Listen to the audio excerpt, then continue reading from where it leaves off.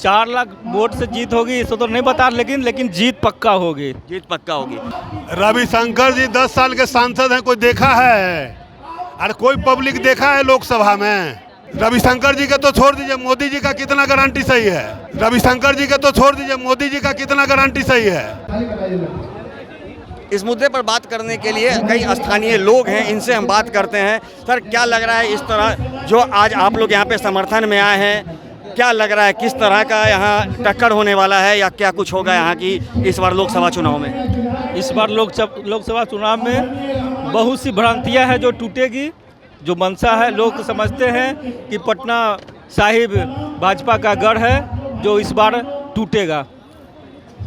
अंशुल अभिजीत लगातार ये दावा कर रहे हैं कि इस बार 4 लाख वोट से हमारी जीत होगी और रविशंकर प्रसाद को बाहर करेंगे।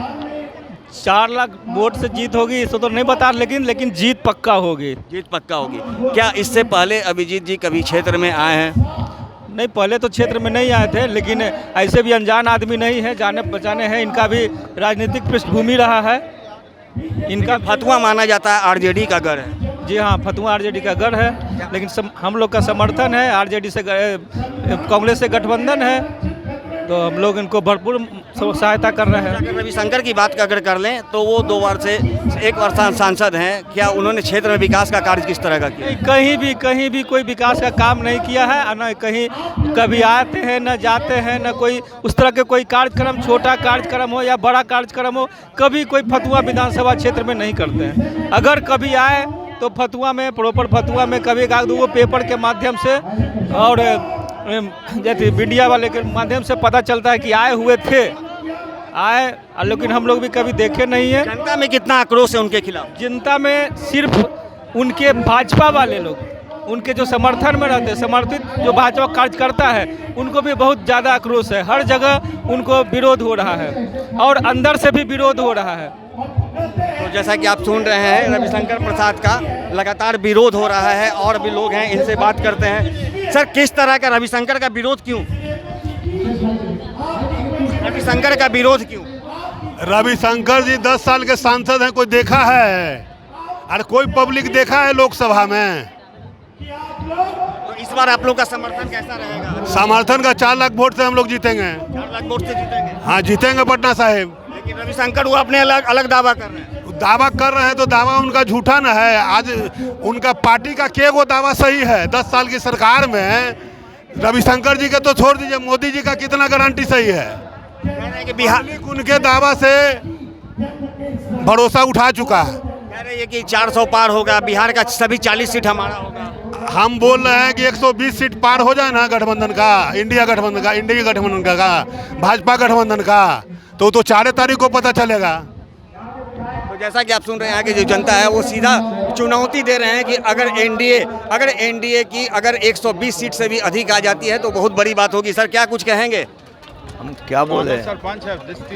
सरपंच नहीं, पुराना मुखिया सरपंच दोनों 33 साल। पटना साहिब की जो चुनावी रण क्षेत्र बनी हुई है, किस तरह का माहौल है और क्या लग रहा है यहाँ पे?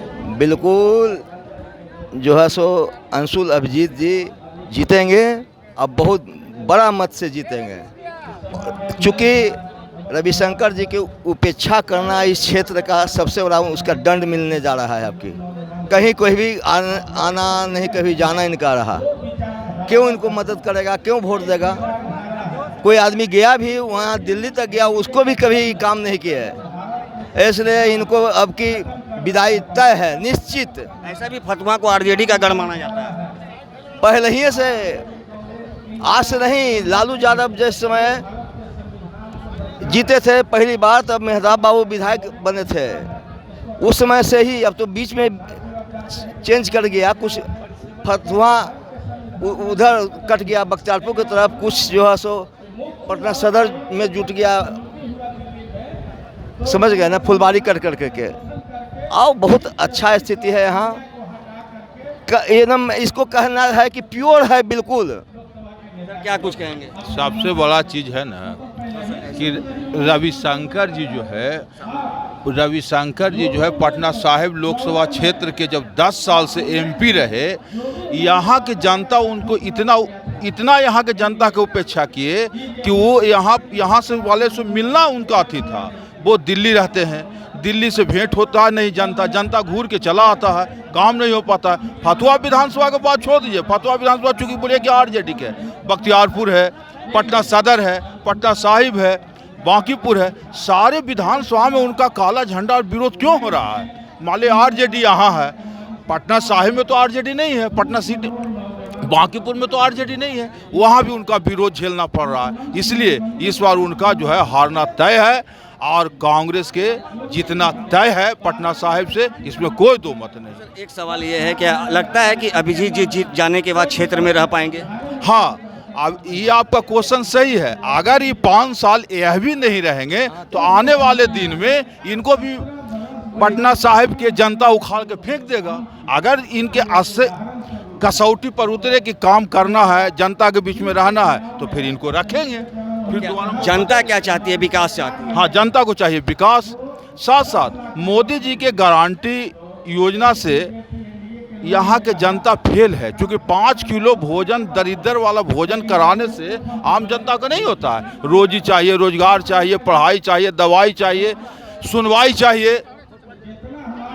रोजी चाहिए, रोजगार चाहिए, सुनवाई चाहिए, दवाई चाहिए, यहाँ के जनता के ये चाहिए, ना कि मोदी चाहिए। मोदी जी पटना से कुल मिला के कहा जा सकता है कि आप लोग अंशुल अभिजीत जी को एक बार चांस दे रहे हैं। हाँ, एक बार चांस दे रहे हैं। अगर कसौटी पर बढ़िया उतर गए तो फतुहा विधानसभा और बख्तियारपुर और पटना साहिब लोकसभा क्षेत्र में ये दोबारा फिर इनका हम लोग देख के मौका देंगे। तो जैसा कि आप सुन रहे हैं, यहाँ पे जो लोग हैं इनमें खासा रविशंकर प्रसाद को लेकर के आक्रोश है और इनका कहना है कि अंशुल अभिजीत जिनके समर्थन में आज लोग जो जुटे हैं उन्हें जिताने का काम करेंगे, लेकिन अगर वो जीतने के बाद भी क्षेत्र में विकास का कार्य यदि नहीं करते हैं तो अगली बार उन्हें भी सत्ता से बेदखल करने का काम क्षेत्र की जनता करेगी। सहयोगी मुकेश के साथ ज्ञानेंद्र वर्मा, दर्श न्यूज, फतुहा।